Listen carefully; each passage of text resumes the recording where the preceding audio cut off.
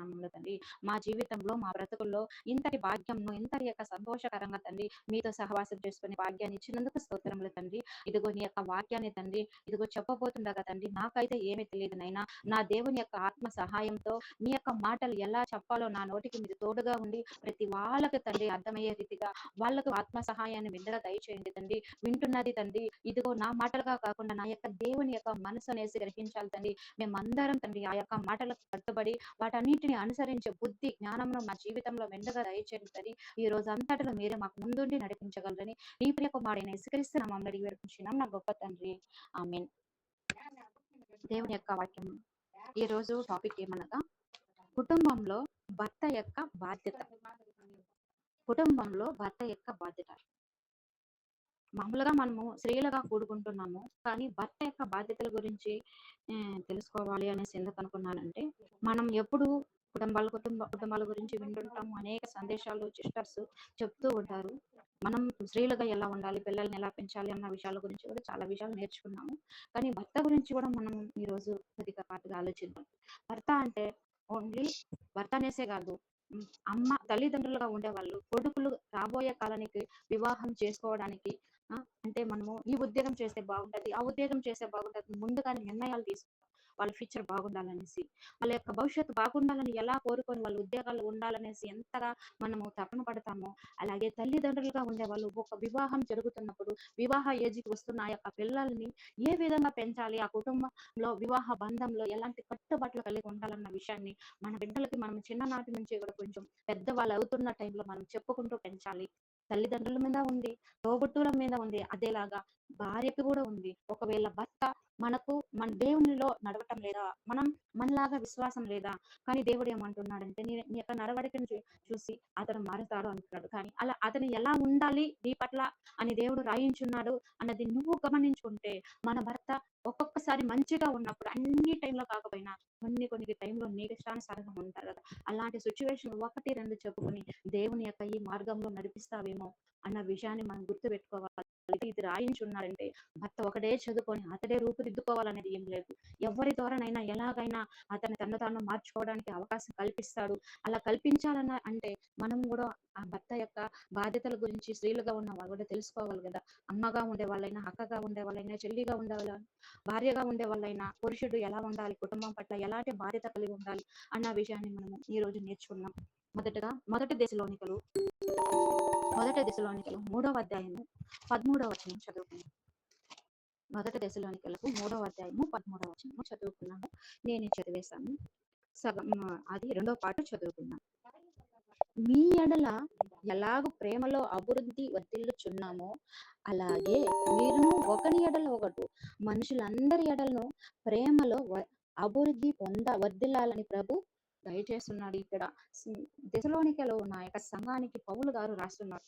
ఏమంటే ఆ సంఘానికి దశలోనికలకు వెళ్ళడానికి ఆయన ఎంత ప్రయాసపడ్డాడు, ఆ యొక్క పౌలు గారితో ఉండే టీం అంతా ఎంత ప్రయాసతో వెళ్ళి ఆ ఊరిలో ఉండే వాళ్ళందరినీ మార్చి దేవుని యొక్క వాక్యాన్ని చెప్పిన తర్వాత వాళ్ళ క్రీస్తును పరిచయం చేసి బాప్తిసం అనే కార్యక్రమం వాళ్ళకి పెట్టించి దేవునిలో నడిపిస్తూ క్రీస్తు పోలి నడుచుకోవాలని వీళ్ళు ఎలాగైతే ప్రేమను చూపించారో, వీళ్ళు వెళ్ళి మొదటగా పౌలు గారు తనతో ఉండే వాళ్ళందరూ వెళ్ళి ఆ యొక్క దశలోనికలో ఉండే సంఘంలో ఉండే సభ్యులకు ప్రేమను మేము ఎలాగైతే చూపించామో ఆ ప్రేమలో మీరు వర్ధిల్లాలి.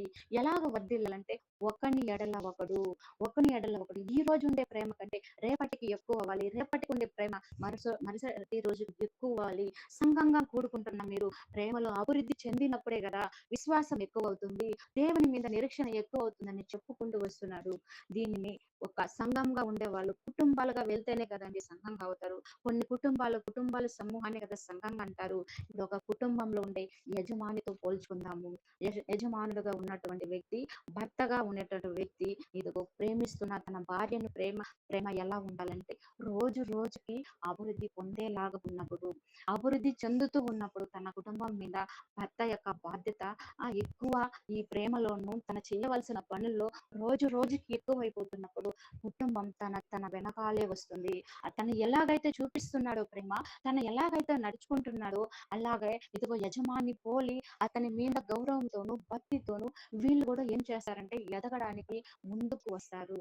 పిల్లలైనా సరే, భార్య అయినా సరే, తను చేయవలసింది రోజు రోజుకి ప్రేమను ఎక్కువ పెంచాలి, రోజు రోజుకి అభివృద్ధి చెందాలి. కానీ కుటుంబంలో ప్రేమ క్షీణించకూడదు.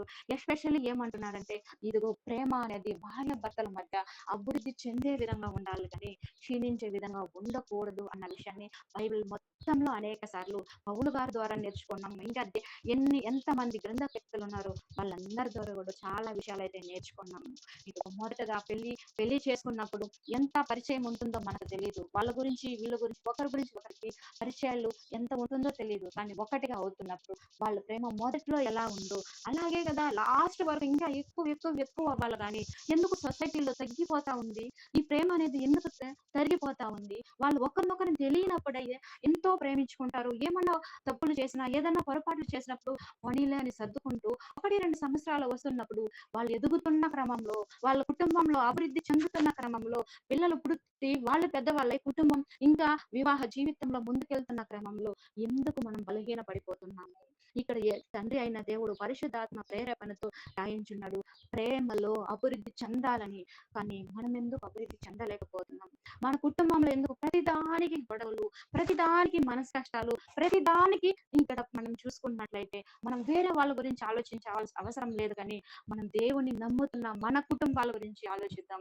మన కుటుంబాల్లో వేరే వాళ్ళ లేదా, మనం విడిపోవడం లేదా, మనం ఒకరిని విడిచి ఒకరు ఉండటం లేదా, భర్త ఒక చోటు ఉంటే భార్య ఒక చోట ఉండటం లేదా, వాళ్ళిద్దరి వద్ద మనసు కష్టాలు వచ్చి రోజుల తరబడి, వారాల తరబడి, నెలల తరబడి ఎందుకు మాట్లాడుకోకుండా ఉన్నారు? వాళ్ళ మధ్య ప్రేమ లేదా? వాళ్ళ మధ్య ప్రేమ ఉండాలంటే ఏం చేయాలి? ఇదిగో ఈ తండ్రి అయిన దేవుడిచ్చిన ఈ యొక్క పరిశుద్ధ గ్రంథాన్ని చదవాలి అంటే ఇదిగో చిన్ననాటి నుంచి వాళ్ళ యొక్క దేవుని యొక్క శిక్షలోను బోధలోను పెంచాలి. భర్త అయినా సరే, భార్యగా అవుతున్న వాళ్ళైనా సరే, కుటుంబంలో చూస్తున్న వాతావరణాలు చూసి వాళ్ళు ఎలా, ఒకవేళ మంచి వాతావరణం లేకపోయినప్పటికీ కానీ ఎప్పుడు గొడవలు బాధలు ఉన్న కుటుంబం అయినా సరే వాళ్ళు మంచిగా రావాలంటే దేవుళ్ళకైనా వెళ్తేనే కదా వాళ్ళు రాగలుగుతారు. వాళ్ళు దేవుడే పరిచయం లేకపోతే వాళ్ళు మంచిగా ఎలా అవుతారు? నా బిడ్డ నేను కష్టపడినా కానీ నా బిడ్డ మంచి స్థానంలో ఉండాలని మనం కోరుకుంటున్నాము. దేవుడు ఏమంటున్నారంటే అరే ఈ లోకంలో ఉండే మంచి స్థానాలు కదరా, నేను ఇస్తానురా నీకు మంచి స్థానం అంటున్నాడు. ఆ మంచి స్థానం ఎలా సంపాదించుకుంటావంటే ఈ లోకంలో ఉండే సంపాదించుకోవాలి. అది ఎలా వస్తుందంటే తండ్రి ఎలాగైతే లోకాన్ని ప్రేమించాడో, తన ప్రియ కుమార్ని లోకానికి పంపించాడో, ప్రియ కుమారుడు ఎలాగైతే మన అందరినీ ప్రేమించి తన యొక్క ప్రాణాన్ని అర్పించాడో అదేలాగా నాలాగా, నా కుమారుని లాగా భర్తగా ఉండేవాడు ప్రేమించాలి. అది ప్రేమించాలంటే అతనికి అది తెలియాలి. అది తెలియాలంటే అతడు చదవాలి లేదా వాళ్ళ కుటుంబంలో వాళ్ళు చెప్పించాలి. వీటిని చెప్పిస్తున్నావా? అతడు వివాహం చేసుకోవాలంటే మగ పిల్లలు ఉండే వాళ్ళు మంచిగా ఉండాలి, అమ్మాయి కలర్ గా ఉండాలి, నా బిడ్డను మంచిగా చూసుకోవాలి, మమ్మల్ని మంచిగా చూసుకోవాలి, హెయిర్ బాగుండాలి, నాకు వరకట్నం ఎంత ఇవ్వాలి, నాకు ఇంత సంపాదించాలి, ఇలా అనుకోగలిగి ఉండాలి. వీటన్నిటి గురించి ఆలోచిస్తున్నామే. ఇదిగో నీ కుమారుడు తన యొక్క భార్యను హత్తుకొని ఉండేలా పెంచుతున్నావా? నీ కుమారుడు ఉంటున్నాడా? దేవుని యొక్క స్వరూపంలో ఉంటున్నాడా అన్న విషయాన్ని ఇదిగో తల్లిదండ్రులుగా ఉంటున్న వాళ్ళైనా సరే, భర్త కింద ఉన్న భార్యలైనా సరే ఈ రోజు మనం తెలుసుకోవాలి. వాళ్ళకి తెలియదంటే ఇదిగో మనమైనా సరే తెలుసుకొని కొన్ని విషయాలు మన బిడ్డలకు చెప్పించాలి, వాళ్ళకి చెప్పించాలి. అందుకే ఇది ఏమైనా సీక్రెట్ గా ఏం పెట్టేసలేదు, పకడ్బందీగా ఇచ్చాడు. ఒక్క కుటుంబంలో ఒక్కరికే ఉండాలి బైబిల్, మిగతా వాళ్ళంతా చదవకూడదని కండిషన్లు ఏం లేదు. ప్రతి వాళ్ళకి ఇచ్చి ఉన్నాడు. ఎంత ఎంత ఎంత మంది ఎన్ని రోజులు ఎన్ని గంటలు చదవాలన్నా చదువుకోవాలా అంత స్వేచ్ఛను తండ్రి మనకి ఇప్పుడు ఈ కాలంలో మనకి ఇచ్చి ఉన్నాడు కదా. ఒకానొక టైంలో వాళ్ళు కనీసం ధర్మశాస్త్రంలో లేకుండా వాళ్ళ మనసులోనే దాన్ని వాళ్ళు బై హార్ట్ చేసుకొని దాన్ని వాళ్ళు చదువుకుంటున్నట్టుగా కూడా మనం ఎన్నో పత్రికల్లో కూడా మనం రాస్తున్నాం. కొత్త నిబంధనలు కూడా ఒకరు చదివేసిన తర్వాత మీరు వేరే సంఘానికి ఇవ్వండి అంటున్నారు. ఎందుకంటే లేని కాలం అది. కానీ మనము బైబిల్ ఒక్కరి చేతిలో 2 బైబిల్ కాదు కదా 3 బైబిల్ పెట్టుకునే అంత స్వేచ్ఛ కలిగి ఉన్నాం. కానీ ఆ బైబిల్ లోపల ఉండే విషయాలు మనం అర్థం చేసుకోలేకుంటాం. ఈ రోజు అలాంటి బిడ్డగా మనం తెచ్చితే, అలాంటి భర్తగా ఉంటే ఎందుకు కుటుంబాలు విడిపోతున్నాయి? దేవుని యొక్క ప్రణాళికలను నెరవేర్చకుండా పోతున్నాయంటే, దేవుని యొక్క విషయాలు మనకు అర్థమైతే కదా! మనకే అర్థమైతే కదా! వేరే వాళ్ళకి ఎలా మనం చెప్పగలుగుతాం? మనమే తెలుసుకోలేనప్పుడు వేరే వాళ్ళకి ఎలా మనము ఇది ఇలా ఉంది, ఇలా ఉంది, ఇలా అలా కాదు, ఇలా నడుచుకోండి అనేసి వాళ్ళకి బుద్ధిమతి చెప్పగలుగుతాం. మనకే ఏం తెలియనప్పుడు వాళ్ళకి ఎలా చెప్పగలుగుతామండి? మనమే దేవుని యొక్క మర్మాల్ని తెలుసుకోలేకపోతున్నాము. ఇక్కడ ఏమంటున్నాడంటే తండ్రి అయిన దేవుడు, ఒక్కసారి మరొక వచనాన్ని చదువుతున్నాం. ఎఫెసీయులకు రాసిన పత్రిక 5వ అధ్యాయము ఎఫెసీయులకు రాసిన పత్రిక 5వ అధ్యాయము 25వ వచనం చదువుతున్నట్లయితే పురుషులారా మీ పురుషులారా హ్మ్. పురుషులారా మీరును మీ భార్యలను ప్రేమించుడి, అటువలే చాలు చాలు క్రీస్తు సిస్టర్. చాలు సిస్టర్. మళ్ళీ చూద్దాం. పురుషులారా మీరును మీ భార్యలను ప్రేమించుడి. భార్యలను ప్రేమించాలంటే భర్తగా మారుతున్న వ్యక్తికి మనసు ఉండాలి. ప్రేమించే మనసు ఉండాలి. ఇదిగో ఆ మనసు ఎలాంటిదంటే, ఇదిగో I love my cricket, I love my food, ఈ ఫుడ్, ఆ ఫుడ్ నచ్చినట్లు దాన్ని చేసినట్టు పెళ్ళాన్ని తీసుకొచ్చి నువ్వంటే ఇష్టమే అని చెప్పితే కాదు. తన క్రియలు చూపించే విధంగా ఉండాలనేసి దేవుడు హెచ్చరిస్తున్నాడు. నీ యొక్క ప్రేమ ఎలాంటి ప్రేమగా ఉండాలంటే ఓ భర్త, ఇదిగో నీ కుమారుని పెంచుతున్నావంటే తల్లి నిన్ను కూడా అడుగుతాడు దేవుడు. నువ్వు మాత్రం అన్ని నేర్చుకున్నావు కదా, నీకు అన్ని వచ్చు కదా, నీ బిడ్డలకు నువ్వు నేర్పించినావా? ఇదిగో యవ్వనానికి వచ్చిన తర్వాత, వివాహం తర్వాత అతడు కట్టుబడి ఉండవలసిన వాటన్నిటిని నేర్పినావా అమ్మా అని అడిగితే మనం ఏం చెప్తామండి? మన ఫ్యూచర్ లో మనం దేవుని దగ్గరికి వెళ్ళినప్పుడు అన్ని విషయాలు మనం తెలుసు అనుకుంటున్నాం, కానీ మనం చెప్పవలసిన దాన్ని చెప్పకుండా వాళ్ళు ఇన్ని దేవుడు వాళ్ళు డైలీ లేస్తున్నారు, ప్రార్థన చేసుకుంటున్నారు, బైబిల్ చదువుతున్నారు, ఇంకా యవ్వన కాలానికి వస్తున్నారు, బాప్తీసం ఇచ్చేసారు, ఇంకా వివాహం చేసి వాళ్ళు తోలేద్దాము, వాళ్ళ జీవితాలు వాళ్ళు బతకని అనేసి అనుకుంటే ఎక్కడి నుంచి వస్తుంది వాళ్ళకి ప్రేమ అనేది? ఎలా ఉండాలి అన్నది ఆ మనిషికి తెలుస్తుంది అన్న విషయాన్ని ఈ రోజు నేనైతే గట్టిగానే ప్రశ్నిస్తున్నాను. ప్రతి మగవాడికి తన భార్యని ప్రేమించాలంటే తల్లి దగ్గర నుంచి రావాలి. తల్లికి ఇదిగో ముందుగా తెలియాలి. తిమోతి గారికి ఎలాగైతే తన యొక్క దేవుని యొక్క వాక్యాన్ని పెంచుతూ వచ్చిందో, అలాగే వివాహ జీవితంలో కూడా ప్రతి తల్లిదండ్రులుగా జీవిస్తున్న మనము ఇదిగో మన బిడ్డల్ని ఆ వివాహ జీవితంలో దాన్ని కట్టుబడాల్సిన విషయం ఏమంటే మొదటగా ప్రేమించాలి. ఎలా ప్రేమించాలి అంటున్నారంటే, క్రీస్తు ఎలాగైతే సంఘాన్ని ప్రేమించారో, క్రీస్తు ఎలాగైతే ఎన్ని ఉన్నా ఎలాగ ప్రేమించాడో అంతటి సత్తా నీకుంటే పెళ్లి చేసుకోరా, లేదంటే చేసుకోవద్దు అనే చెప్పాలి మనం. అంటే పెళ్లి చేసుకొని ఇష్టం వచ్చినట్టు వదిలేస్తే యాడికి పోవాలి? ఆ భార్య యాడికి పోవాలి? పిల్లలు యాడికి పోవాలి? వాళ్ళ జీవితాలు ఏమవ్వాలి? నువ్వు నిజంగా కట్టుబడి నీ జీవితాంతం భార్య పిల్లలకి కట్టుబడి అంత సత్తా ఉంటే చేసుకోవాలి ఆ మనిషి, లేదంటే చేసుకోకుండా ఉండిపోవాలి. దేవుడు చెప్తున్న విషయం ఏమంటే, ఇదిగో పురుషులారా మీరు మీ భార్యలను ప్రేమించుడి. ఎలా ప్రేమించాలంటే అటువలే క్రీస్తు కూడా సంఘమును ప్రేమించి, క్రీస్తు కూడా అబ్బా ఎంత యొక్క గొప్ప బాధ్యతని ఇచ్చున్నాడండి పురుషుడికి తండ్రి అయిన దేవుడు. ఇదిగో తనలా ప్రేమించాలి. తన కుమారుడు ఎలాగైతే ప్రేమించాడో అలాగా నీ కుటుంబాన్ని, నీ భార్యని ప్రేమించాలని ఎంత పెద్ద బాధ్యత ఇస్తే, దీన్ని వదిలేసి ఏదో మాటలతో చెప్పేది కాదు ప్రేమ అంటే, క్రియలతో చూపించేది అనేసి తండ్రి అయిన దేవుడు పరిశుద్ధాత్మ ప్రేరేపణతో ఇదిగో పౌలు గారి ద్వారా మనకు రాయించి ఉన్నాడు. క్రీస్తు ఎలాగ ప్రేమించాడంటే అది కలంకమైనను నువ్వు మంచిగా ఎలాగే ఉండాలంటే, పెళ్ళైనప్పుడు నీ భార్య మంచిగా ఉంటుంది, తర్వాత తన తన అందం కోల్పోతుంది, తన కొన్ని విషయాలు కోల్పోవచ్చు, కానీ ఎలాగైతే క్రీస్తు ఒడిదుడుకులున్న నీ పాప జీవితం, రోత జీవితం, కష్టంలో, బాధల్లో, వేదనలో ఆయన దగ్గరికి వెళ్ళి నువ్వు వద్దు అనేసి తోలేసి పరిశుద్ధంగా జీవిస్తూ పుట్టినప్పటి నుంచి పరిశుద్ధంగా ఉండే వాళ్ళే నా దగ్గరికి రావాలనేసి ఏం కోరుకోవటం లేదు కదా క్రీస్తు. ఎలాగైతే తన దగ్గరికి ఎలాంటి వాళ్ళు వచ్చినా సరే వాళ్ళని ప్రేమిస్తూ ఏం చేస్తున్నాడంటే, ఇదిగో కలంకమైనను ముడతైనను అట్టిది మరి ఏదైనాను లేక ఉన్న వాటిని ఎలా ఉన్న కలంకం ఉంది, ముడుతుంది, వాటన్నిటిని సరిదిద్దుతున్నాడు. ఎలా దిద్దుతున్నాడంటే ప్రేమిస్తూ దిద్దుతున్నాడు. కానీ మనల్ని శిక్షించి దిద్దటం లేదు. మనకు క్రీస్తులోకి వెళ్ళిపోయిన తన స్వరూపాన్ని ధరించుకోవాలంటే ఒక్కొక్క దాంట్లో నుంచి మనం విడుదల పొందుకుంటూ ముందుకు వెళ్తున్నాం. నువ్వు అన్ని ఒకేసారి నువ్వు రావాలని క్రీస్తు కోరుకుంటున్నాడా? వాటన్నిటిని సర్దుకుంటూ వస్తున్నాడు, వాటన్నిటిని మాన్పుకుంటూ వస్తున్నాడు. ఇలాంటి ప్రేమ పురుషుల్లో పెట్టాడంటే అతని మీద దేవునికి ఎంత ఇష్టం ఉంటే పెట్టుంటాడు. అతనికి బాధ్యతని ఇచ్చాడంటే వీటిని ఏ పురుషుడు గమనిస్తున్నాడో ఆ కుటుంబం మంచిగా ఉంటుంది. ఎవరు పురుషుడైతే గమనించడం లేదు ఆ కుటుంబం చిందర బందర అవుతుంది అన్న విషయాన్ని మనం గుర్తు చేసుకోవాలి. రాబోయే కాలంలో అయినా బిడ్డలకు తల్లిదండ్రులు నేర్పించాలి.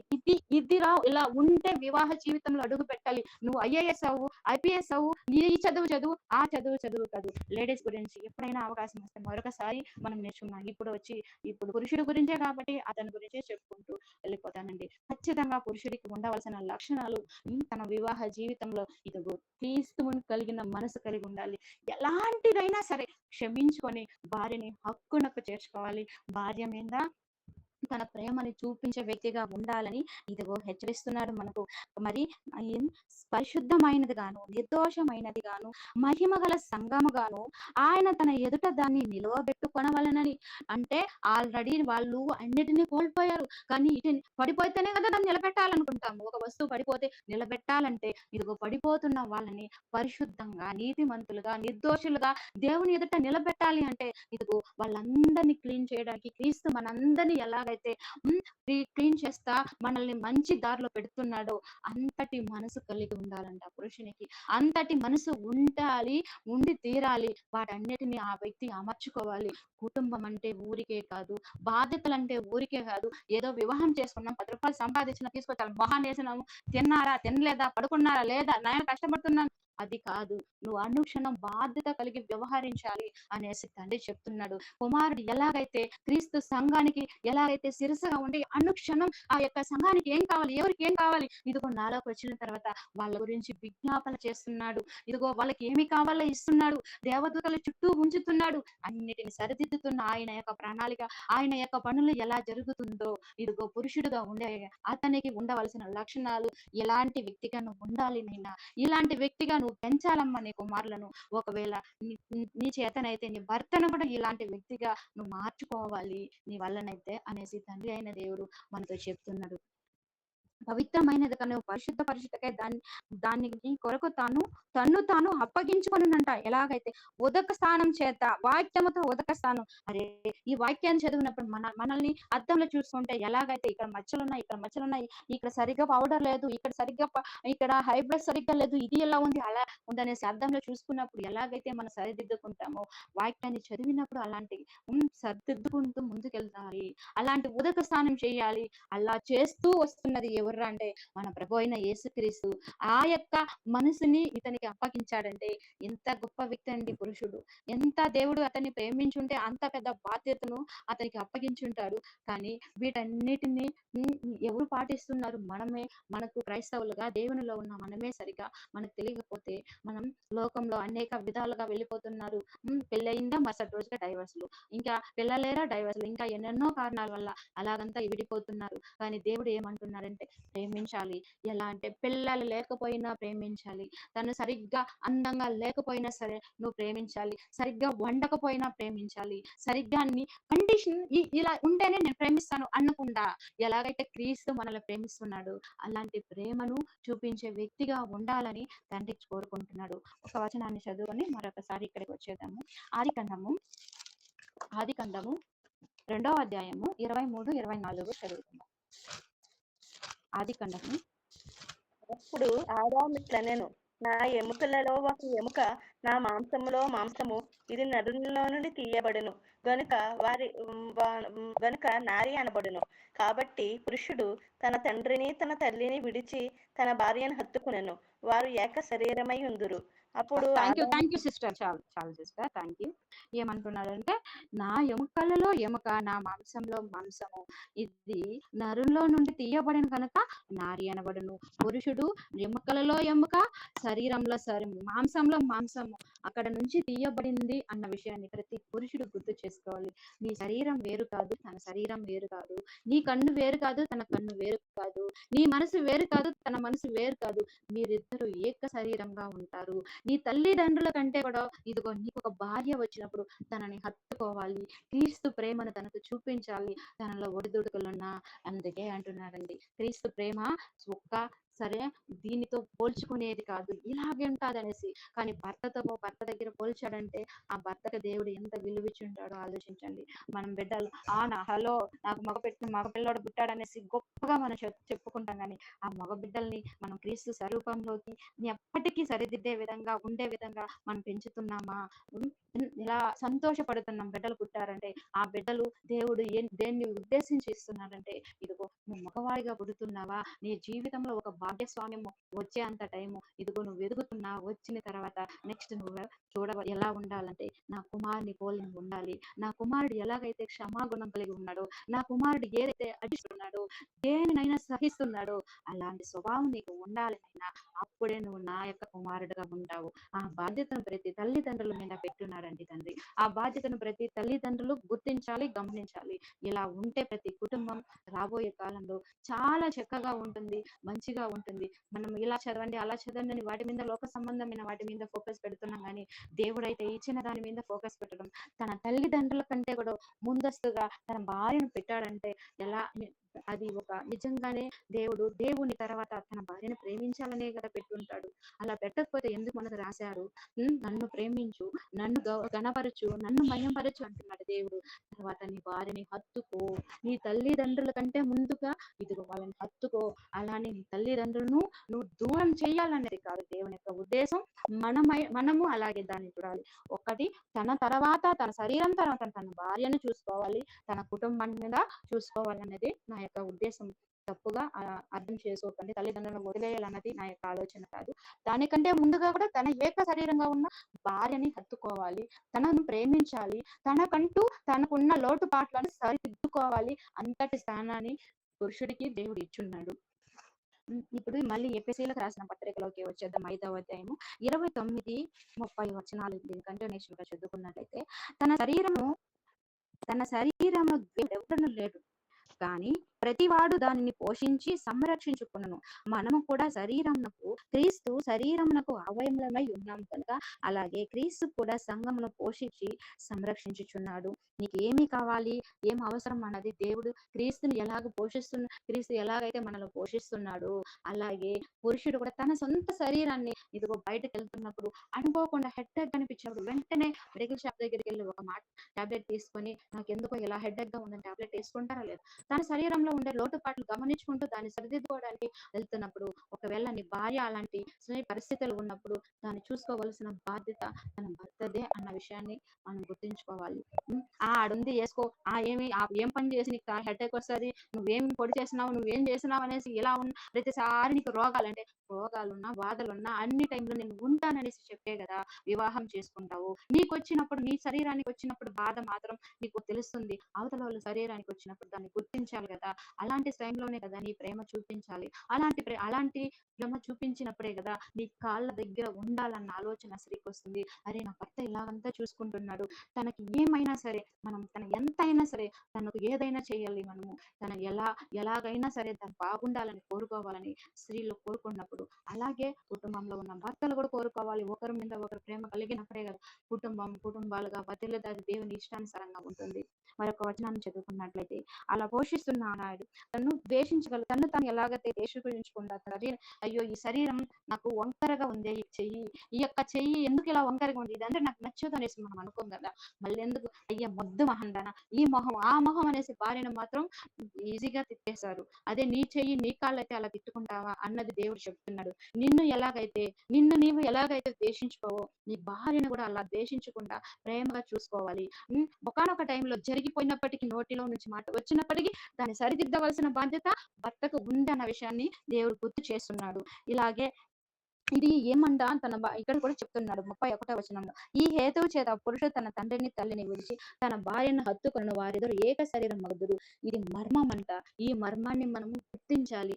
ఏంటిరా మర్మం అయితే, ప్రతి పురుషుడు తన భార్యను ప్రేమించాలి, తన కుటుంబాన్ని ప్రేమించాలి. క్రీస్తు ఎలాంటి ప్రేమ కలిగి ఉంటున్నాడు, అలాంటి ప్రేమ కుటుంబం మీద చూపించినప్పుడు ప్రతి కుటుంబం దేవుడు నివసించే కుటుంబం అవుతుంది, సంచరించే కుటుంబం అవుతుంది, దేవుడు యొక్క నివాసం చేసే కుటుంబం అవుతుంది, ఆయనకి ఇష్టానుసారమైన కుటుంబం అవుతుంది.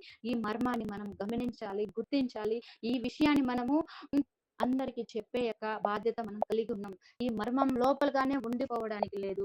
ఎందుకంటే గొప్ప మర్మాన్ని చెప్పుకున్నాడు. ఇదిగో పరలోకంలో ఉండే కుటుంబం ఎలాగ ఉండాలని అనుకున్నాడు, అలాగే భూమి మీద ఉండాలని దేవుడు కోరుకుంటున్నాడు. అలా ప్రతి కుటుంబంలో యజమాన్ని పెట్టాడు, భార్యను పెట్టాడు, పిల్లల్ని పెట్టాడు. వీళ్ళందరూ కలిసి ఏకంగా ఉన్నప్పుడు వాళ్ళందరూ దేవునికి కట్టుబడి ఉన్నప్పుడు ఆ కుటుంబాలు సంఘంగా అవుతుంది. ఆ సంఘానికి దేవుడు యేసుక్రీస్తు వారి శిరస్సుగా ఉన్నప్పుడు ఎంత ఆనందకరంగా ఉంటుంది, ఆయనకి ఎంత సంతోషకరంగా ఉంటుంది. కానీ భర్త దేవుని గురించి తెలుసుకున్నప్పుడు భార్యకు తెలియదు, భార్యకు తెలిసినప్పుడు భర్తకు తెలియదు. ఒకవేళ భార్య భర్తలు ఇద్దరికి తెలిసిన పిల్లలకి తెలియడం లేదు దేవుని యొక్క రుచి. ఇలా ఉంటే మన కుటుంబాలు ఎలా దేవుని ఇష్టానుసారంగా ఉంటుందన్న విషయాన్ని మనల్ని మనం ప్రశ్నించుకుందాం. మనం వేరొకరు వచ్చి మనం చెప్పవలసిన అవసరం లేదు కాబట్టి మనకు మనమే ప్రశ్న వేసుకుందాం. మరొక వచనాన్ని చదువుకొని ముందుకు సాగదాం. మొదటి యోహాను పత్రిక, మొదటి యోహాను 4వ అధ్యాయము 10వ వచనం చదువుకుందాం. మొదటి యోహాను 4:10. మనము దేవుని ప్రేమించితిమి అని కాదు, తానే మనల్ని ప్రేమించి మన పాపములకు ప్రాయశ్చిత్తమై ఉండుటకు తన కుమారుని పంపెను. చాలండి. చాలు సిస్టర్. ఇందులో ప్రేమ ఉన్నదంట. ఏమంటున్నా, మనము దేవుణ్ణి ప్రేమించామని కాదు. ఎందుకంటే జగత్పునాది వేయబడక నుంచి తను ఒక ప్రణాళిక కలిగి ఉన్నాడు, తను ఒక ఆలోచన కలిగి ఉన్నాడు. అలాంటి ఆలోచనలో ముందుగా నువ్వు ప్రేమించినావని చెప్పడానికి మనకు అంత రైట్స్ లేదు. ఏమంటున్నాడంటే, మనం దేవుని ప్రేమించటమని కాదు, తానే మనల్ని ప్రేమించాడు. నువ్వు పుట్టక ముందే నిన్ను ప్రేమించాడు. జగత్పునాది వేయబడక మునిపే మనల్ని ఆయన ప్రేమించాడు. ప్రేమించిన ఆయన నీ కొరకు నా కొరకు క్రియలతో ఏం చేశాడంటే, ఇదిగో మన పాపములకు ప్రాయశ్చితం అవుటకు తన కుమారుని పంపాడంట. ప్రేమించడంతో వదిలిపెట్టలేదు. ప్రేమించిన తర్వాత తన కుమారుని భూమి మీదకు పంపించి, నైనా నువ్వు వెళ్ళు, ఇదిగో లోకాన్ని నేను ప్రేమిస్తున్నాను, లోకంలో ఉండే వాళ్ళంతా తప్పిపోయినారు, వాళ్ళందరూ నా దగ్గరికి రావాలంటే, నువ్వు జ్యేష్ఠుడు అవ్వాలంటే నువ్వు వెళ్ళి అక్కడ మరణించాలి, నీ యొక్క ప్రేమను వాళ్ళకి చూపించాలి. వెళ్ళునైనా నేను నిన్ను పంపిస్తున్నానని మన కొరకు తన ప్రియ కుమారుని పంపించి ఆయన ద్వారా మనల్ని ప్రేమిస్తున్న విషయాన్ని ఆయన తను వెల్లడిపరుచుకున్నాడు. క్రీస్తు మన దగ్గరికి వచ్చి తన ప్రేమను చూపించడానికి తండ్రి చెప్పిన మాటలు వింటూ మనల్ని ప్రేమించి మన పాపాల కొరకు, మన దేశాల కొరకు, మనం చేసిన అన్యాయాల కొరకు అతను తన మరణం పొందిన తర్వాత అందులో కనబడుతుందంట ప్రేమ. మనకు త్యాగం చేస్తున్నాడు. ఇలాంటి ప్రేమ కదా నీకు ఉండాలి అంటే భర్తని చచ్చిపోమంటారా అనేసి అనుకోకండి. భర్త చనిపోవడం కాదు, ప్రాణత్యాగం కాదు, అంతటి ప్రేమ చూపిస్తే చాలు. ప్రేమ అనేది ఇష్టంగా చూపించాలి, అంటే తన ప్రాణం కంటే ప్రాణంగా చూపించాలి. క్రీస్తు ఎలాగైతే సంఘానికి తాను చూపించుకున్నాడు, అలాగే నీ భార్య పట్ల, నీ కుటుంబం పట్ల ప్రేమ కలిగిన వ్యక్తిగా భర్త నడుచుకోవాలి అన్న విషయాన్ని దేవుడు భర్తలకి చెప్తున్నాడు. మరొక విషయాన్ని చదువుకుందాం. ఇర్మియా గ్రంథము 31వ అధ్యాయము, ఇర్మియా గ్రంథము 31వ అధ్యాయం 3వ వచనం చదువుకుందాం. చాలా కాలం క్రిందట యెహోవా నాకు ప్రత్యక్షమై ఇట్లనెను, శాశ్వతమైన ప్రేమతో నేను నిన్ను ప్రేమించుచున్నాను. చాలు సిస్టర్. శాశ్వతమైన ప్రేమతో నేను నిన్ను ప్రేమించుచున్నాననేసి ఇర్మియా ద్వారా తండ్రి అయిన దేవుడు పలుకుతున్నాడు. ఎవరికంటే ఇజ్రాయేలు యూదుల జనాల కొరకు. ఏమంటున్నారంటే, వాళ్ళు అప్పటికే దేవుని విడిచేశారు, దేవుని నుంచి దూరం అయిపోయినారు, ఆల్రెడీ చెరపట్టబడి నిట్టూర్పు విడుస్తున్నారు. వాళ్ళు అయ్యో వాళ్ళకి సోర్స్ లేకుండా ఉన్నారు, దేవునికి దూరం అయిపోయినారు, చాలా దూరం అయిపోయినారు. అయినప్పుడు దేవుడు ఏమంటున్నాడంటే, అరే నేను మిమ్మల్ని శాశ్వతమైన ప్రేమతో ప్రేమిస్తున్నాను అంటున్నాడు. ఒకసారి మరొక వచనాన్ని చదువుకొని మళ్ళీ ఇక్కడికి వద్దాం. యెషయా గ్రంథము 1వ అధ్యాయము, యెషయా గ్రంథము 1వ అధ్యాయము 2వ వచనం 4వ వచనం చదువుకుందాం సిస్టర్. యెహోవా మాట్లాడుచున్నాడు, ఆకాశమా ఆలకించుము, భూమి చెవియొగ్గుము. నేను పిల్లలను పెంచి గొప్ప వారినిగా చేసేదని, వారు నా మీద తిరుగుబడి ఉన్నారు. 4వ వచనం చదివేంటి? పాపిష్టి జనమా, దోషభరితమైన ప్రజలారా, దుష్ట సంతానమా, చెరుపు చేయు పిల్లలారా, మీకు శ్రమ, వారు యెహోవాను విసర్జించి ఉన్నారు. ఇశ్రాయేలు చాలు సిస్టర్, థ్యాంక్ యూ. ఏమంటున్నాడంటే, వీళ్ళు ఎలాంటి తిరుగుబాటు చేశారంటే, నేను పెంచాను, నేను పోషించాను, మీకు కావాల్సిందంతా వీళ్ళకి ఇచ్చినాను, కానీ వీళ్ళు నా మీద తిరగబడుతున్నారని ఎవరితో చెప్పుకుంటున్నారంటే, ఆకాశంతోనూ భూమితోనూ తను కలుగజేసిన ఇదిగో పంచభూతములతో చెప్తున్నాను. నా మాట వినటం లేదు వాళ్ళు, నేను చెప్పిన దాన్ని చెయ్యటం లేదు, వాళ్ళ ఇష్టానుసారంగా వాళ్ళు వెళ్ళిపోయినారు. వీళ్ళు ఎలాంటి వాళ్ళు అంటే, ఇదిగో పాపిష్టి జనమా, దోషభరితమైన ప్రజలారా, దుష్ట సంతానమా, చెరుపు చేయి పిల్లలారా, మీకు శ్రమ అనేసి వాళ్ళ గురించి చెప్తున్నాడు. ఎంత బాధ కలిగి ఉంటే తండ్రికి వీళ్ళ గురించి ఆకాశంతో చెప్తున్నాడండి. ఆకాశంతో మనుషులెవ్వరూ మంచిగా లేరు. మనుషులతో నేను మాట్లాడి, మాట్లాడి విసిగిపోయినాను. నా మనసు వాళ్ళకి అర్థం కావటం లేదని సృష్టితో చెప్తున్నాడు. ఇదిగో ఆకాశమా, నా బిడ్డలు నా మీద తిరుగుతున్నారు.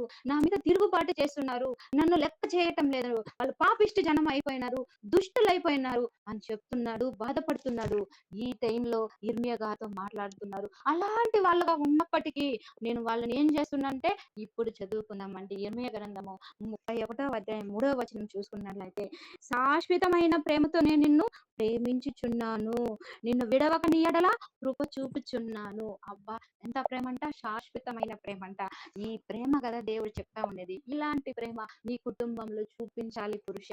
ఇలాంటి ప్రేమ నీ కుటుంబంలో చూపించాలి భర్త అనేసి భర్తతో చెప్తున్నాడు. శాశ్వతమైన ప్రేమతో చూపించినప్పుడు ఆ కుటుంబము కట్టుబడకుండా యాడికెళ్తుంది, చెప్పిన మాట వినకుండా యాడికెళ్తుంది.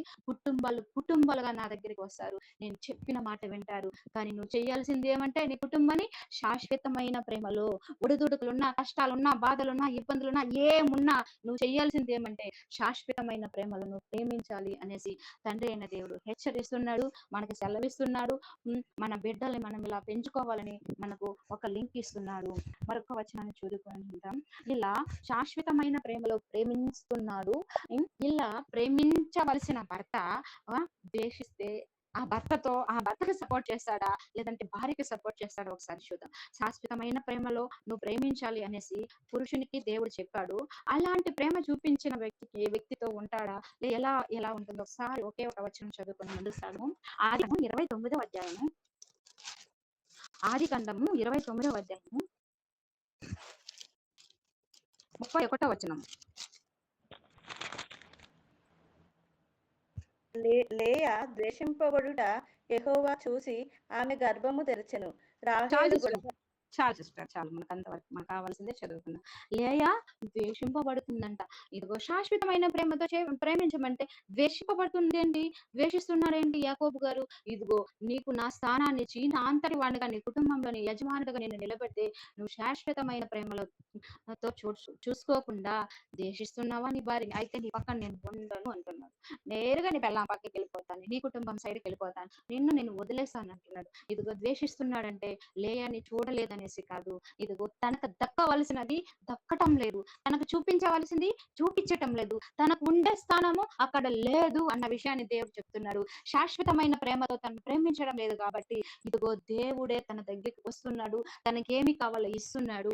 ఇదిగో పురుషుడిగా ఉండే ప్రతి వ్యక్తి ఇదిగో దేశింపబడ్డానికి కాదు నీకు భార్యనిచ్చింది, ఆమెని దూషించడానికి కాదు నీకు భార్యనిచ్చింది, ఆమె యొక్క మైనస్లన్నీ చెప్పడానికి కాదు నీకు భార్యనిచ్చింది, వాటన్నిటిని సర్దుకుంటూ ఉండడానికి నీకు భార్యనిచ్చాను. ఆమెని నేను ఎలాగైతే ఈ లోకాన్ని ప్రేమించాను, నా ప్రియ కుమారుడు ఎలాగైతే లోకం కొరకు ప్రాణం పెట్టాడో అలాంటి ప్రేమ నువ్వు చూపించాలి.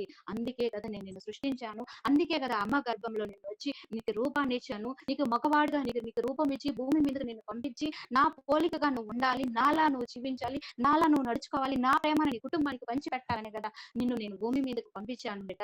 నువ్వు శాశ్వతమైన ప్రేమను ప్రేమించకుండా నువ్వు ద్వేషిస్తున్నావంటే, నీ భార్యని ద్వేషిస్తున్నావంటే, ఎప్పుడు నీతో ఉండే భార్య, నీ కొరకు త్యాగం చేసే భార్యని ద్వేషిస్తున్నావంటే నన్ను ఎలా పూజిస్తావు?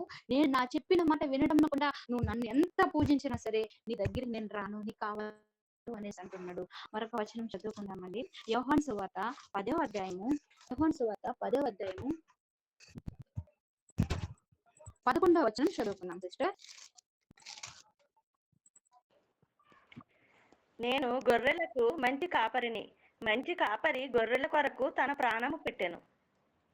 యేసుక్రీస్తు వారు చెప్తున్నమాట, నేను గొర్రెలకు మంచి కాపరిని, ఇదిగో తన గొర్రెలకు ప్రాణం పెడతాను, నా గొర్రెల కొరకు నేను ప్రాణం పెట్టడానికి వచ్చాను, ఇదిగో తన యొక్క స్వరూపానికి ఇచ్చాను. నువ్వు మంచి భర్తగా ఉంటున్నావా నీ కుటుంబానికి, నువ్వు నీ కుటుంబానికి బిడ్డలకి మంచి తండ్రిగా ఉంటున్నావా? తన మంచి కాపరి తనకు గొర్రెల కొరకు ప్రాణం ఇస్తుందంట. నువ్వు ప్రాణం త్యాగం చేయాల్సిన, నీ కష్టాన్ని త్యాగం చేయి, నువ్వు వాళ్ళ కొరకు కష్టపడు, వాళ్ళని సంతోషపరచు, వాళ్ళు బాగుండాలని కోరుకో, కొరకు వాళ్ళు మంచి దారిలో పెట్టు అనేసి తండ్రి అయిన దేవుడు ఇదిగో యేసుక్రీస్తు ఎలాగైతే భూమి మీద వచ్చినప్పుడు నడుచుకున్నాడు, తన సంఘాన్ని ఎలాగైతే జీవితాంతం వచ్చేంత వరకు ఎలా చూసుకోవాలని మనకు రాయించున్నాడో, అలా నీ కుటుంబం నీకు ఉన్నంత వరకు ఇదిగో శాశ్వతమైన ప్రేమతో నువ్వు ప్రేమించాలి. నువ్వు మంచి భర్తగా ఉండాలంటే వాళ్ళ కొరకు నీ కష్టాజీతాన్ని, నువ్వు యొక్క టైంని వాళ్ళ కొరకు వెచ్చించాలనేసి తండ్రి చెప్తున్నాడు. మరొక వచనం చదువుకున్న లూకాసు వార్త 15వ అధ్యాయం. లూకాసు వార్త 15వ అధ్యాయము. ఇది చదవద్దు సిస్టర్, మనకందరికి తెలుసు కాబట్టి నేను చెప్పేస్తాను. 11 నుంచి 32 వరకు ఉండే ఉపమానం అని ఏమంటున్నాడంటే, ఒక తండ్రికి 2 కుమారులు ఉన్నప్పుడు ఆస్తి కలిగిన తండ్రి దగ్గర నుంచి చిన్న కుమారుడు నాకు సగం ఆస్తి నాకు ఇచ్చే, నా భాగాన్ని నాకు ఇచ్చే, నేను తీసుకెళ్లి నా ఇష్టానుసారంగా నేను వ్యాపారం చేసుకుంటాను, మీతో ఉండడానికి నాకు ఇష్టం లేదని ఎలాగైతే తీసుకెళ్లి తన ఇష్టం వచ్చినట్లు చేసిన తర్వాత బుద్ధి వచ్చి తిరిగి ఇంటికి వచ్చినప్పుడు, ఇదిగో నా తండ్రి దగ్గరికి వెళ్ళినప్పుడు నాకు తినేదానికి తిండి లేదే, నా తండ్రి దగ్గరికి వెళ్ళి పనివాడగా ఉంటే కూడా నాకు మంచి ఆహారం మంచి దుస్తులు ఇస్తారని బుద్ధి తెచ్చుకొని తండ్రి దగ్గరికి వచ్చినప్పుడు ఎలాగైతే తండ్రి హత్తుకున్నాడో, మెడ మీద పడి ఏడ్చాడో, ఆ యొక్క మనసు నీలో ఉండాలి అంటున్నాడు. ఇదో క్షమాగుణము, ఇదిగో క్షమించే గుణము నీలో ఉండాలి. ఎందుకంటే కుటుంబానికి నువ్వు తండ్రివి, కుటుంబానికి నువ్వు యజమానివి. ఆ తండ్రి ఎలాగైతే హక్కునకు చేర్చుకొని తన బిడ్డను క్షమించి ఇంకా ఉండేయక తన యొక్క నెక్స్ట్ నువ్వు ఉండునైనా నాతో పాటు, నా యొక్క ఆస్తి నీ ఆస్తి, నా సంతోషం నీ సంతోషం, నువ్వు బాగుంటే నేను బాగుంటా, నువ్వు చిండిపోయి తిరిగి లేచి వచ్చినావు కదా, నువ్వు పాపంలో నుంచి మారు మనసు పొందుకున్నావు కదా, నేను నిన్ను క్షమిస్తానని తండ్రి ఎలాగైతే క్షమిస్తాడో అంతటి మనసు ఉండాలి. భార్య నీ దగ్గర నుంచి వెళ్ళిపోయినా సరే, ఇదిగో నీ దగ్గర ఆమె బుద్ధి తెచ్చుకొని వచ్చినప్పుడు ఆమెను హక్కును చేర్చుకునే యొక్క మనసు కూడా కలిగి ఉండాలి. తండ్రి యొక్క స్థానాన్ని కూడా నీకు ఇచ్చి ఉన్నాడు. ఇదిగో ఎప్పుడు ఒకేలా ఆలోచించడం కాదు, అప్పుడప్పుడు నువ్వు తండ్రిగా కూడా ఇవ్వాలి నీ భార్యకి, నీ బిడ్డలకే కాదు తండ్రి, నీ భార్యకి తండ్రిగా అవ్వాలి. ఆమెకి లోటుపాట్లను నేర్పాలి. అంత దూరం వెళ్ళిపోయి అంత దూరం పెట్టుకోకూడదు, కానీ నీతో ఉండి అన్నిటిని సరిదిద్దే విధంగా చేసుకోవాలన్నది తండ్రి యొక్క ఉద్దేశం. మరొక వచనాన్ని చదువుకొని ముగించుకుందాం సిస్టర్. మత్తయి సువార్త 5వ అధ్యాయము. మత్తయి సువార్త 5వ అధ్యాయము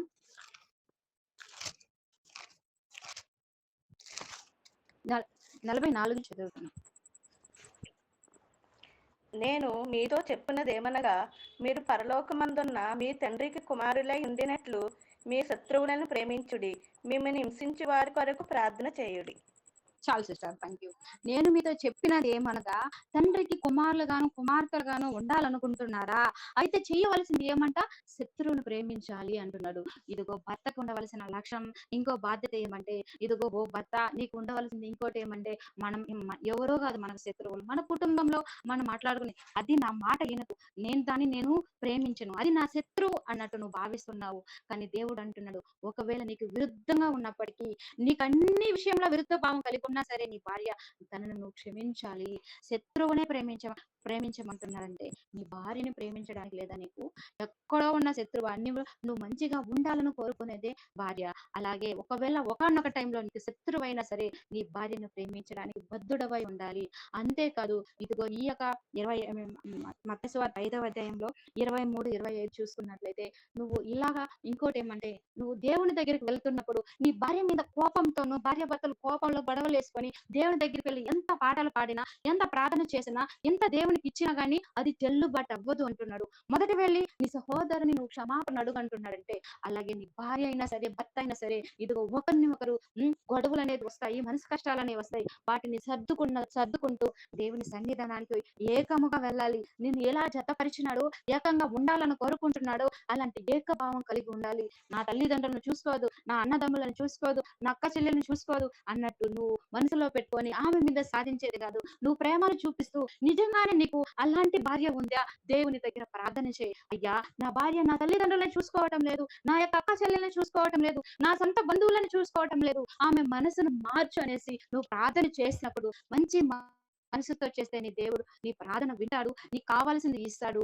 అంతేగాని అందరి దగ్గర చెప్పుకోవడం వల్ల ఏమి రాదు అంటున్నాడు. ఇతరులతో చెప్పుకోవడం ఏముంది? నువ్వు నాకు చెప్పు, నేను కదా నిన్ను కలుగ చేసింది, నేను కదా నిన్ను పుట్టించింది, నీకేమి కావాలని చూస్తున్నది నేను కదా, భూమి మీదకి నువ్వు వెళ్ళడానికి నేనే కర్తని, నేనే కర్మని, నేనే క్రియని, అన్నిటిని నిన్ను చేసి నాలో నుంచి నీ తల్లిలోకి పంపించాను కదా, నా చేతులతో కదా నేను రూపించాను, నా కళ్ళతో చూసి కదా నువ్వు ఇలా ఉండాలనేసి నీకు అవయవాలను కలగజేశాను, నీకు కావాల్సిన సమస్తాన్ని నేను సమకూర్చినప్పుడు నీకు సమస్య అనేది ఉంటే, బాధలు అనేది ఉంటే, ఇబ్బందులు అనేది ఉంటే, ఇట్టంకులు అనేది ఉంటే నాతో చెప్పాలి. నువ్వు నాతో చెప్పకుండా మిగతా వాళ్ళతో చెప్పుకున్నంత మాత్రాన అది చెల్లదు అంటున్నాడు. నువ్వు చెయ్యాల్సిందేమంటే, నేను ఎలాగైతే లోకాన్ని ప్రేమించానో, నా ప్రియ కుమారుడు ఎలాగైతే త్యాగపూరితంగా నడుచుకుంటున్నాడో, నీ కుటుంబం కొరకు నువ్వు అలాగే త్యాగంగా ఉండాలి. నీ కుటుంబాన్ని ప్రేమించాలి.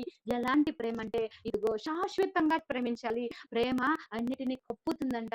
ఇదిగో ప్రేమ క్షమిస్తుంది. ప్రేమ అన్ని విషయంలో సర్దుకుంటుంది. నీ మనస్ఫూర్తిగా నువ్వు ప్రేమించినప్పుడు భార్య అయినా సరే, భర్త అయినా సరే, తల్లిదండ్రులైనా సరే, ఎలాంటి ప్రేమ కలిగి ఉన్నప్పుడు, ఎలాంటి ఉన్నా వాటన్నిటిని సర్దుకోవడానికి, ఆ కుటుంబం దేవునికి మహిమకరంగా ఉండడానికి, దేవుడి ఇష్టమైన కుటుంబంగా ఉండడానికి వీలుంటుంది.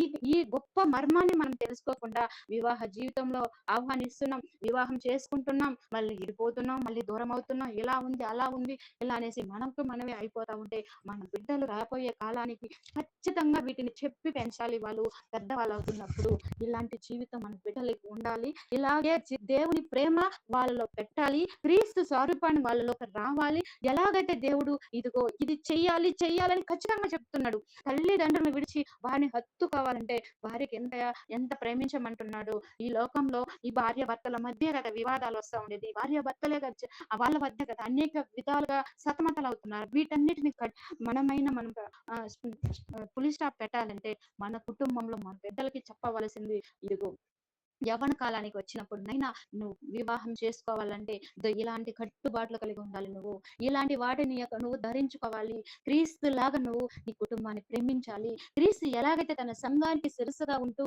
మనల్ని పోషిస్తూ అన్ని విషయంలో మనకు ప్రార్థన విజ్ఞాపనలు తన తండ్రి దగ్గర చేస్తున్నాడు, అలాంటి వ్యక్తిగా నువ్వు ఉండాలి. అలాంటి వ్యక్తిగా ఉండాలంటే ఇలా నీకు వివాహం చేస్తాము. వివాహ జీవితంలో లోటుపాట్లు అనేది ఉంటది, కష్టాలు అనేది ఉంటది, ఇబ్బందులు అనేది ఉంటది, ఇటంకులు అనేది ఉంటది, అనేక సమస్యలు ఉంటాయి. వాటన్నిటిని సర్దుకోవడానికి నీ మనసు స్థిరపడాలి, బలపడాలి. నువ్వు లక్షలు సంపాదించురా, 50,000 సంపాదించురా, ఇంకో 2,00,000 సంపాదించు, అలా కాదండి. మనం నేర్పించవలసింది బలమైన మనసు కలిగి ఉండాలి, బలమైన వ్యక్తి కలిగి ఉండాలి. దేవుని యందు ఎలాంటి కష్టం వచ్చినా యోబు గారు ఎలాగైతే నా దేవుడు ఇచ్చాడు, దేవుడు తీసుకున్నాడు అన్నాడు. ఇదిగో మన కుటుంబంలో మనం బిడ్డలైనా సరే, భర్తలైనా సరే, మనమైనా సరే దేవునికి కట్టుబాటు కలిగి మన గిరిలో ఉండాలి. గిరిలో ఉండాలనేదే దేవుని యొక్క ఇష్టము, కోరిక. దాన్ని వదిలేసి మనం వెళ్ళి వేరే వాళ్ళతో మన కుటుంబ సమస్యలను చెప్పుకోవడం వల్ల ఎలాంటి యూజ్ లేదు. దేవుడు అందుకే చెప్పున్నాడు. ఒక్కొక్కరికి ఒక్కొక్కరిలా హెచ్చరిస్తున్నాడు. ఒక్కొక్క వ్యక్తిని పిలిచి మాట్లాడుతున్నట్టుగానే ఉంది. ప్రతి వ్యక్తికి పిల్లవాళ్ళ దగ్గర నుంచి ముసలివాడి వరకు అందరికి హెచ్చరికలు ఇస్తున్నాడు, అందరికి బోధిస్తున్నారు, అందరికి ప్రేమతో తెలియజేస్తున్నాడు తండ్రి అయిన దేవుడు. ఎవరు పాటించవలసిన వాటిని మనం దాన్ని నేర్చుకొని పాటిస్తే మనకు మించిన లేదు. దేవుడు మనల్ని హత్తుకుంటాడు. అయ్యా ఈ కుటుంబం నా ఇష్టమైన కుటుంబం, నేను ఆ కుటుంబంలో మనం పిలవాల్సిన అవసరం లేదు. వాళ్ళే మన కుటుంబంలో వచ్చి నివసిస్తారు, సంచరిస్తారు, నివాసం చేస్తారు, మన కుటుంబంలో కాపురం చేస్తారు. అలా ఉండాలన్నది దేవుని యొక్క చిత్తం కదా. పరలోకమందు ఎలాగైతే నా యొక్క కుటుంబం ఉందో భూమి మీద కూడా అలాంటి కుటుంబం కావాలని నేను కోరుకుంటున్నాను. అలాంటి కుటుంబంగా ఉండాలంటే ఇదిగో ఈ మర్మాలన్నిటిని నువ్వు పాటించాలి. వీటన్నిటిని తెలుసుకోవాలని మగవాళ్ళే తెలుసుకోవాలని లేదు. ప్రతి వాళ్ళు తెలుసుకొని ఇదిగో భార్య స్థానంలో ఉండే వల్ల ఇదిగో భర్తకి 1, 2 మాటలు చెప్పాలి. ఇదిగో అమ్మ స్థానంలో ఉండే వల్ల నా పిల్లలు రేపటి రోజున ఇలాంటి భర్తలుగా ఉండాలి అనుకోవాలి. ఇదిగో నేను ముసలిదాన్ని అయిపోయినాను, నాకు భర్త నాకు పెద్ద లేదు, పిల్లలు అంతా అయిపోయిందంటే ఇదిగో నీ మనవళ్ళు మనవరాళ్ళు ఇంకా నీ జనరేషన్ వస్తుంది కదా, వాళ్ళందరికీ చెప్పడానికి మనం తెలుసుకొని చెప్పే వాళ్ళగా మనం ఉండాలనేసి సమయం అందు ఏదన్నా తప్పులుంటే దయతో క్షమించి నన్ను నేను హెచ్చరించుకుంటూ ఈ సమయమందు నడిపించే సహోదరునికి అప్పగిస్తున్నాను. Thank you so much. దేవునికి మహిమ కలుగుగాక.